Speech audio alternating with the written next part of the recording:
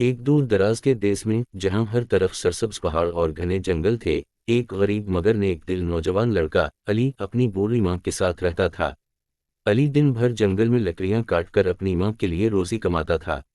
ایک دن جنگل میں لکڑیاں کاٹتے ہوئے علی نے ایک پراسرار آواز سنی جو مدد کے لیے پکار رہی تھی۔ علی نے آواز کا پیچھا کیا اور ایک خوبصورت سفید گھوڑی کو دیکھا جس کے پیر ایک جھاڑی میں پھنسے ہوئے تھے۔ گھوڑی کی آنکھیں عجیب سی روشنی سے چمک رہی تھیں۔ علی نے فوراً جھاڑی کاٹ کر گھوڑی کو آزاد کر دیا۔ گھوڑی نے شکریہ کے طور پر علی سے کہا، میں ایک جادوئی گھوڑی ہوں اور تم نے میری جان بچائی ہے۔ اب میں تمہاری مدد کروں گی۔ جب بھی تمہیں میری ضرورت ہو بس میرا نام لے کر پکارنا۔ اسی دوران گاؤں میں یہ خبر پھیل گئی کہ قریبی پہاڑوں میں ایک سنہری ہرن دکھائی دیا ہے جو خوش قسمتی اور دولت کی علامت سمجھا جاتا تھا۔ جو بھی اسے پکڑے گا وہ نہ صرف دولت مند ہوگا بلکہ اسے بادشاہ کے محل میں انعام بھی ملے گا۔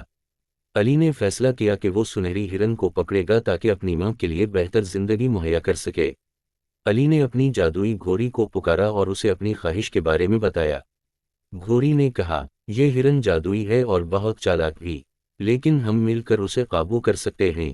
گھوڑی علی کو ایک جادوئی دریا تک لے گئی جہاں ہرن پانی پینے آتا تھا۔ ہرن کو قابو کرنے کے لیے گھوڑی نے علی کو ایک جادوئی رسی دی جو ہرن کو قابو میں رکھنے کے لیے خاص تھی۔ جب علی نے ہرن کو قابو کیا تو ہرن بول پڑا، مجھے آزاد کر دو اور میں تمہیں 3 قیمتی تحفے دوں گا جو تمہاری زندگی بدل دیں گے۔ علی نے رحم کرتے ہوئے ہرن کو آزاد کر دیا۔ ہرن نے وعدہ کے مطابق علی کو 3 تحفے دیے، ایک جادوئی تھیلا جو کبھی خالی نہ ہوتا، ایک جادوئی شیشہ جو مستقبل دکھاتا تھا، ایک سنہری انگوٹھی جو اسے کسی بھی خطرے سے بچا سکتی تھی۔